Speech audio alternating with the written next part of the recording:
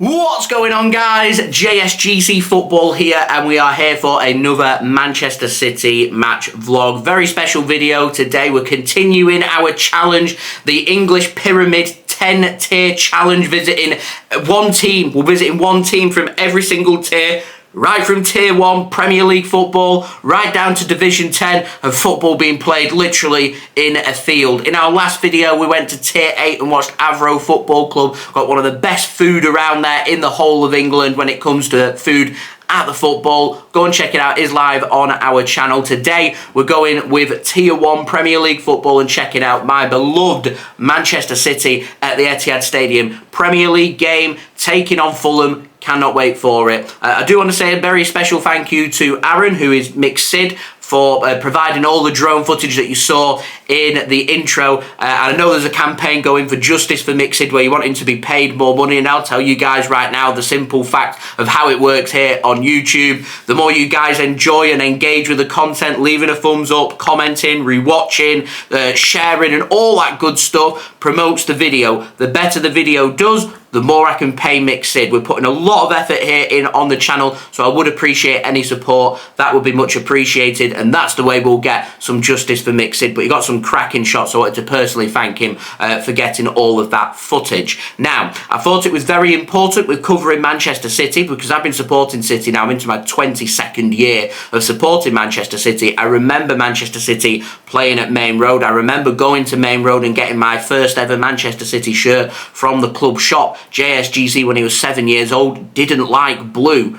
I liked green, so I bought the goalkeeping kit, which was being worn at the time of my supporting, was worn by Nicky Weaver and Carlo Nash, which is how far back it goes. And they're my first earliest football memories that I've got of Manchester City. And from that point onwards, I fell in love with the club. And it's always been a roller coaster ride, ups and downs, ups and downs. And Manchester City right now hitting the severe highs that we have hit. Manchester City have become an incredibly well-run, very successful football club, but I thought with Maine Road no longer there, I thought what better way to go and check out Maine Road and what it was like beforehand and what it's like now, the direction that Man City were in and the direction that we're going in now, and the stark contrast that's happened in that 20-year journey, because Maine Road this year, or only last week, would have been 100 years old. Manchester City 20 years ago moved to the City of Manchester Stadium, which is now known as the Etihad Stadium. So I thought it was important to cover that bit of history there, because to be fair, you're supporting Manchester City,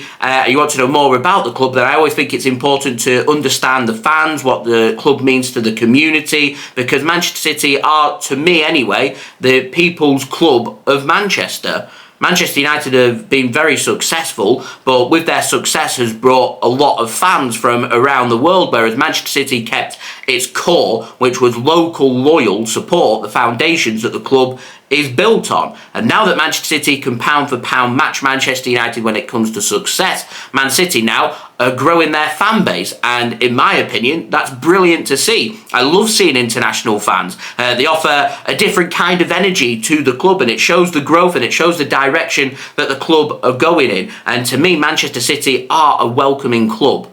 And that's what I want to be able to demonstrate across, I hope, in this video today for you guys, of how good of an experience it can be at Manchester City, and how everybody, at least once in their lifetime, if they're put into a position that they're lucky enough to do so, should get themselves down to the Etihad and go and check out Manchester City, because Man City are a prestigious football club, formed 1894. We formed before that in 1880 as St. Mark. So in 1894, the club changed its name and formed as Manchester City Football Club. We're the current treble winners, winning the FA Cup, the Premier League and the Champions League. We're the current Premier League champions, so I see no more fitting team to go and visit on our tier challenge for tier number 1 in the Premier League than going to visit, in my opinion, the best team in the Premier League, the best team in Europe, and I'm hoping in December, if we win the Club World Cup, I can say we're the best team in the world as well. City with 9 top division titles, 7-time FA Cup winners, 8-time League Cup winners, 1-time European Super Cup winners, 1-time European Cup winners, and also 1-time European Cup winners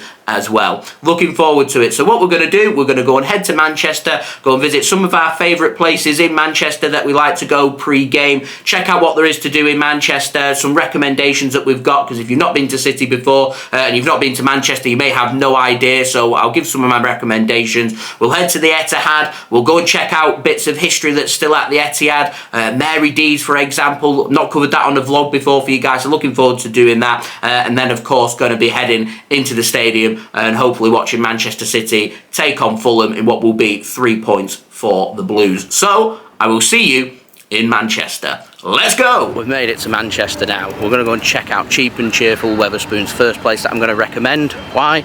Because Manchester City Centre and it's cheap. There's loads of good pubs, there's loads of good bars around. I can't visit all of them all in one video, unfortunately. If I could, I would. But we're going to go and check that out. And it is the one closest to the train station, so if you end up in Manchester, it's more than likely going to be the Spoons that you're going to end up at. We'll go and do a little drink review, and then we'll go and check out some other bars. As you can see behind me, it's a rarity here in Manchester. The sun is out and it's warm. Joined today by Mixed, giving me his expert drink opinions as well. So we can get a good quality review. Let's go. Let's go. Just one part of the bar, you get plenty of selection. There's your ales, porters, drinks, bottles, soft ales. Decent head on that ale. Just £3.11. On the plum porter. So it's like a red, deep ale, this. So how does it taste? One thing I will mention, because it's in Manchester, because it's the main Wetherspoons, it's served in plastic. He's not keen, so we're getting rated down on that. Probably done for good reason, though. Yes, I get it. It's got quality head.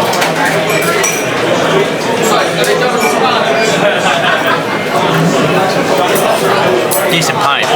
Okay. So they recommend it. Something I get again. That's a nice pint. That. Spoons tend to do buy like bottom of the barrel stuff, so they can charge a cheaper price. So to get a good quality pint, decent.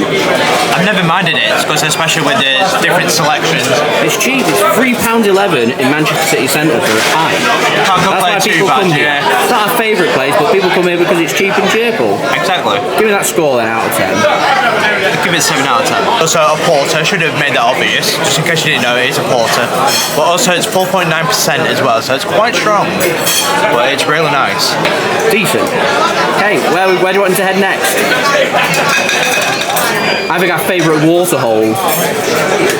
Are we going up in the world? The Alchemist. New York Street, one of our top recommendations. Every time we do one of your videos, we seem to end up there. Today, no different. Let's go to the Alchemist then. For a Wetherspoons, I'd say that's pretty good actually. Right, we're on our way to New York Street. We're going to go and check out the Alchemist, our favourite place to go and visit here in Manchester. Genuinely think this might be the first time I've ever visited Alchemist New York Street, and it's been sunny. Cool and quirky. Cool and quirky. Like I said, There we are, there is no ice in it, so drink it through the straw. yeah, fantastic.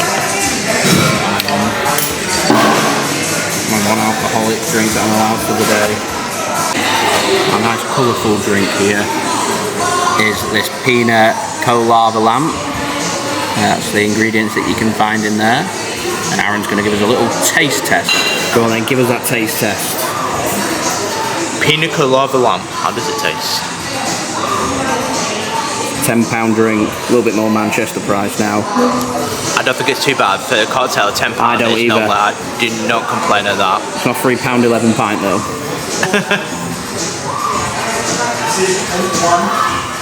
But Alchemist, you've done it again.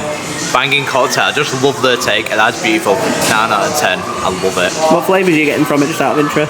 So of course you can taste the cocoa canoe, so that is obviously the coconut rum that you can taste. Perfect. So it's got all the classical taste of the pina colada in it, but with the quirky taste. Sounds like I'd like it.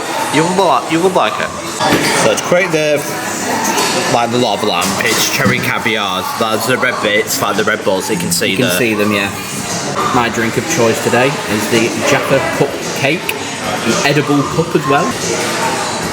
Jaffa Cake vodka. So it's turned out, so it's a Jaffa cupcake. I love the little plate that you get. It looks incredible. Cup of tea. Shall I get the little pinky finger out? As I do it, we'll stick it out. I've committed the crime and put a straw in just so I can get a better taste. So I don't get the white chocolate foam all over over me. And someone decides, you know what, I'm going to make JSGC a meme. I see it happening. It's not happening. You don't want to be a meme, so you're having a straw. So the important thing, how does it taste, the Jaffa cupcake? You see, I'm intrigued because it has Jaffa cake vodka in. I don't know what that is. Obviously, I think it's Jaffa cake infused vodka. I don't know how they've done it, but it actually does taste like Jaffa cake. Wow. Which is unusual to say the least. £10.50 edible cup as well. Yeah, sustainable like that. I like it. Nice. I like the foam as well. Yeah, that's unusual. Me gusta. Give it a rating out of 10. 8.7. Finished it. Now you can eat the cup. It is just a wafer. We'll see how it tastes.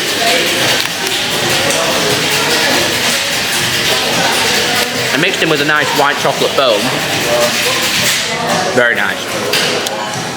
Hey, we're going to go and check out somewhere really special. Somewhere we've not been before. And back in February, it was released online, the 50 best bars in the UK. And the 4th best in the UK is here in Manchester, near Deansgate, called the Schofield Bar. Never been in before. Let's go and see why it's so highly rated and go and check out what is 2023's Manchester's best bar. Let's go. Aaron's helping me demolish it. What do you think? Quite nice. As I was saying, it's sustainable, it's environmentally friendly. So it's a reusable cup, so you can eat it. Yeah. And what do you like about the cup? I like it, I was talking about. So that makes the quality, I understand it, can do, especially the quality of this place. Aaron's showing his in Mary Berry there with no soggy bottom on the wafered cup. So this one is the Arcane Bar, but we're not going in there today. No, this is actually where Pep Guardiola got his parking ticket a couple of weeks back. That's what happens, why we stopped here. Anyway, go to Schofield. So as you can see, when it's at Manchester, you can see the skyline right there. Yeah, Deansgate. Yeah, it's in Deansgate. Welcome to Schofield. So this is the best bar ranked in Manchester, so the 4th in the UK. Opens midday till 1:30. Look at this right now. I feel crazy. I said that. You got in. We got right in. You want to do this? So we're at the Blinker. Hopefully we're not denied a second time. I know what you're thinking. You're thinking, God damn it, JSGC, why are you wearing a football top? I forgive in between us. No trainers. What? No trainers. But they're new. No trainers. Anyway, let's go see if we can get in and see what drinks we've got in there. Let's go.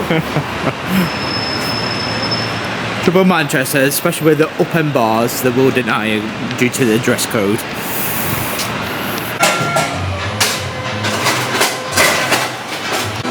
Aaron's choice of drink for today.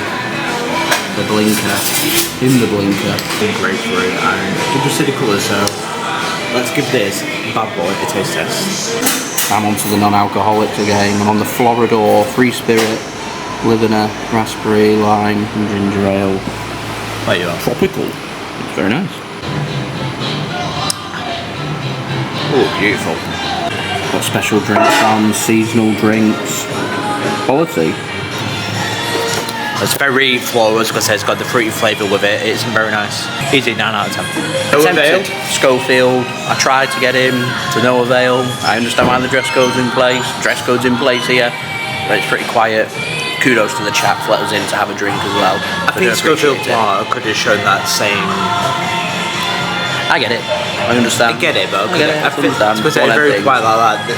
They could easily toss away 20, 30 quid. I get it. As I said, it's one of them things. It doesn't matter. As I said, Blink has been very kind to let us in. Got some really nice drinks, and I definitely recommend. Whereas with the Schofield now, I can't put it on the video and give you a score and say if I recommend it or not. So I don't know, but I can say Blinker, decent. Some good places to go. Right, we're gonna finish up our drinks here, and we're gonna head to the Etihad. We're gonna go and check out the massive pub that they've got at the Etihad, which is Mary D's, which is predominantly for home fans. I know there's been some away fan vlogs out there that managed to get in giving their thoughts. It is predominantly for home fans. Gonna go and check that out. Let's go. Lovely, get a little sweet as well. We're just working our way to Mary D's now around the Etihad. You can hear the atmosphere.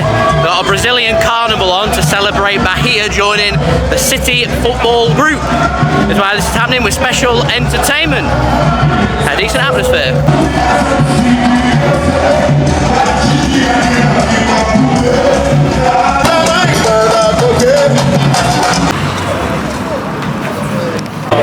Of course, Aaron's on a pint of Blue Moon. Seems only right, being in Mary D's. We'll give you that taste test, please. Here it is, Blue Moon.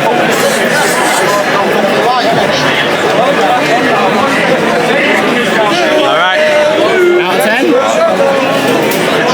Solid 7 out of 10, it's good. 7. Not your favourite? Not my favourite, but lager never will be. Fair enough. I had to go for it, I'm sorry.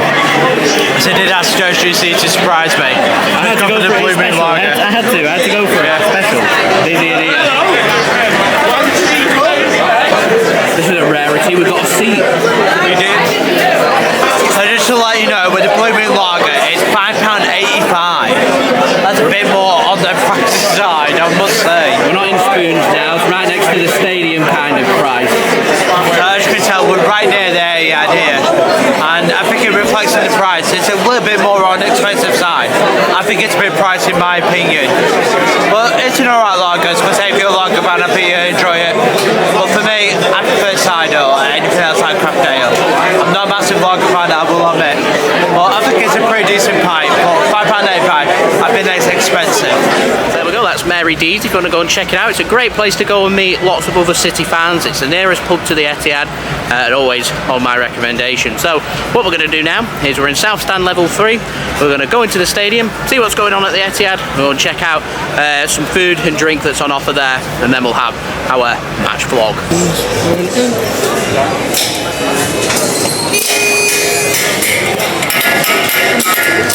Tickets today were £44, which for City and Premier League prices is a lot more expensive out there because it can rise £60, £70, £80.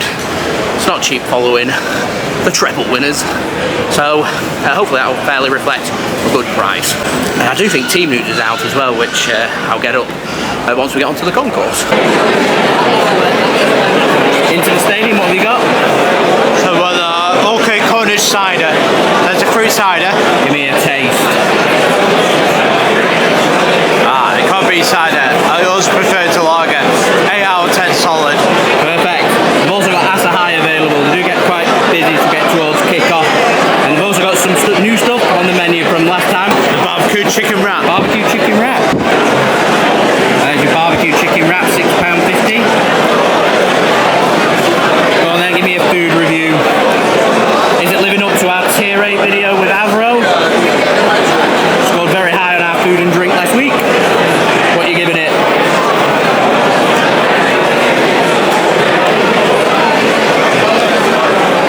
You know what, that's decent. Good? I think it's a solid 8 out of 10. I also love food, so I can't resist a good chicken wrap. So how we're going to work this video, we always score our experience. We work on food and drink, which has just scored an 8 out of 10. We'll also be rating value for money today at the Etihad, and we'll also be rating on atmosphere as well and seeing how it compares with the other videos that we do across the top 10 tiers of the English pyramid. So next time you see us, we're going to go up into the stand, we're going to sort our bets out, we're going to have a look at team news and make some judgments from that as we look towards Manchester City taking on Fulham today in the Premier League. Let's go. Busy here on the concourse just before kick-off. All the way to the top and at the back. There we go, Jeremy Doku making his Manchester City debut today. We've got Ederson starting in goal, Kyle Walker captaining the team, Dias, Akanji, Aki starting, Rodri, Kovacic, Foden, Doku, Alvarez, Erling Haaland as well. On the bench, got Ortega, Carson, Phillips, Bernardo, Gomez, Gvardiol, Nunez, potentially could make his debut today as well, Oscar Bob, and Rico Lewis. Big talking point there though, Jeremy Doku set to make his debut. Great to see Phil Foden back in the starting 11. Akanji making his return as well. Only question mark, where's Jack Grealish? Our opponents today, Fulham, starting with Leno. Issa Diop, Ream makes a return. So they have changed that team that got that great point away last week against Arsenal. Anthony Robinson, Reid, Kearney, Wilson, Andrea Pereira, Bobby Reid, Raul Jimenez. Interesting that Palhinha obviously not in the team today. On the bench for Fulham, Rodak, Bassett, Castagne, Francois, Adama, Willian, Nunes, Vinicius and Harris. My preview sponsor BetMate, team locked and loaded for today's pot as well. All starting, just a little bit of rotation on the bench. I put Pereira in place of Palhinha. And today's build a bet, well, we're City to win, Haaland anytime, Alvarez with a shot on target, Phil Foden to grab an assist, both teams to score as well, and just over 4-1. So that's the bets all sorted, with literally 15 minutes away from kick-off, and I think now's an appropriate time to have your score prediction today, Aaron. I'm going 2-1 City. Mine, I'm going Haaland to score. Foden, I think, might grab a goal. I think Fulham scored today. I think they're going to make a difficult game. They played well last week against Arsenal. I don't think this will be as easy as what people think. I'm going 2-1 City today. Grab a all-important 3 points heading into the international break. Let's head towards kick-off. I think they'll have travel sickness. Reckon? Yeah. Okay. What, because it was in London last week? Yeah. Yeah, fair enough. 3-0 City. Barbecue sauce. I matched Aaron and went with the wrap. I love that it's got a little hash brown in there as well.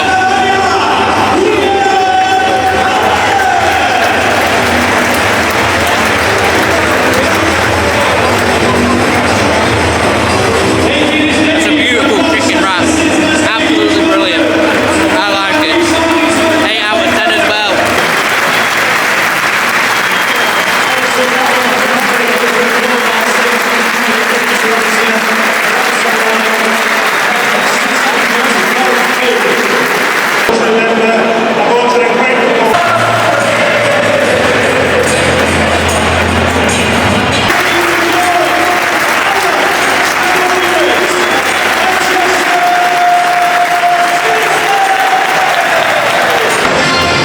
We're going to hear City's anthem, Blue Moon, in a second. I know some people say you get a nosebleed being so high up here, but I love the view up here because you can see literally everything that's happening. You can see a work of art on the pitch. Literally see everything. Brilliant.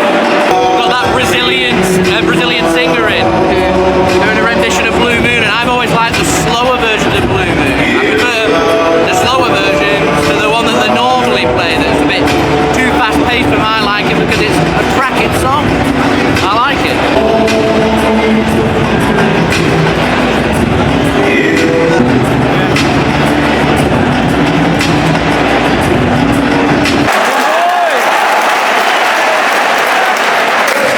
It's looking like Joko's going on the right wing. Haaland starts in up top. Alvarez just behind him. Foden's gone on the left. Midfield is normal, defence is normal. The first 18 minutes here, we're not really settled. I don't think we've had a shot. Yeah, Fulham have restricted space pretty well. Yeah, Fulham's just had to take one of their players off. I think it was Kearney, the captain, that's gone off injured. Other than that, first 18 minutes, no talking points. As I said, they're just struggling to find any momentum at the moment. Probably the best bit of play we've had so far. Ball played over to Phil Foden, drills a ball across the 6-yard box. No one there to put it into the back of the net though. They have now moved Foden onto the right wing and Doku onto the left, which is the advantage you have of starting both these players. They can both play on either flank.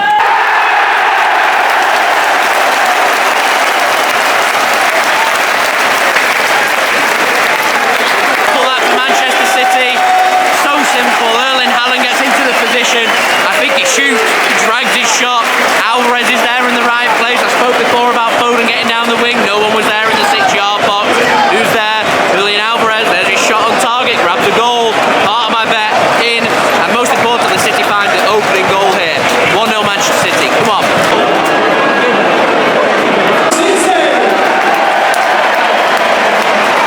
It really frustrates me when you're inside the stadium. They're doing a VAR check. There's absolutely no reason why they can't show on the screen the VAR check that's going on so you understand understand what's happening. They just put up VAR check and then you don't see anything else until the decision's been made, and then afterwards they'll put it on. Why can't they just put it on during the game, like you do when you're watching on TV at home? A little bit of a bugbear that for me. I think that's something that VAR could do. It is 1-1 here. Fancied Fulham to get a goal. There's by both teams to score. I think it's a classic case. You're most vulnerable when you first score. City to switch off at the corner. Fulham find the equaliser. That's disappointing. I criticised VAR before, I wouldn't show it on the screen, but I do love that they've added the time on it and you can see into added time how far you are, which is something new introduced this season. Fan of that. Free header.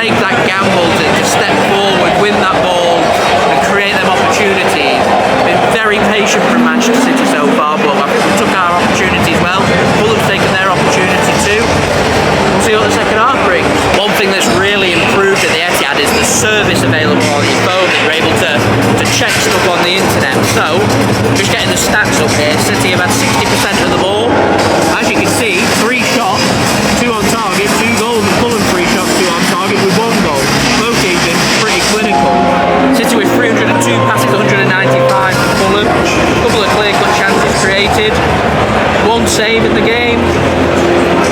Yeah. It was Tim Ream with the equaliser for Fulham, Julian Alvarez with the opener for City, and Nathan Ake grabbing the second just before half time.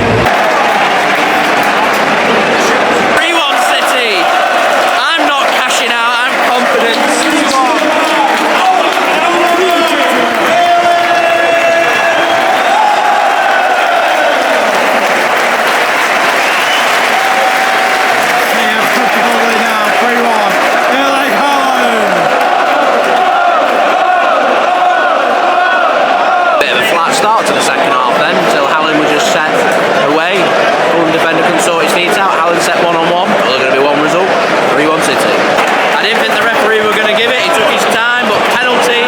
Manchester City. I think it was Alvarez brought down.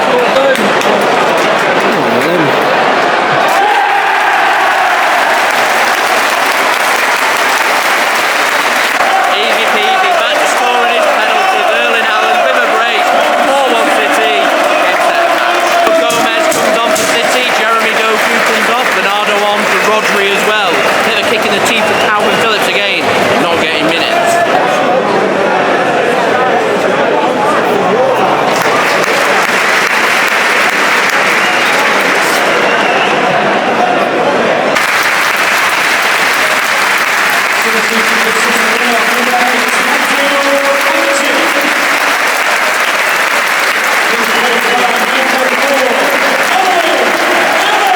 There we go, he does get some minutes. 8 minutes to be precise. Nothing materialises from the corner.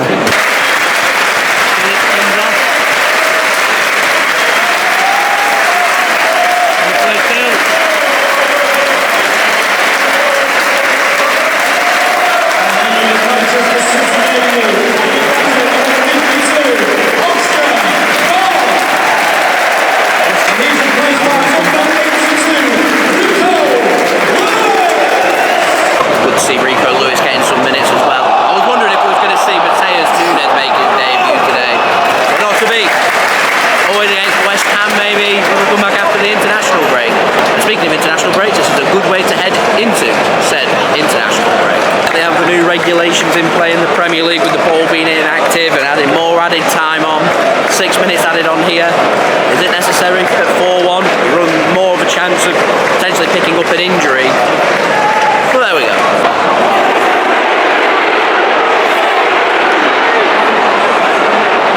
Too many turns. Repeat. Another goal for Erling Haaland.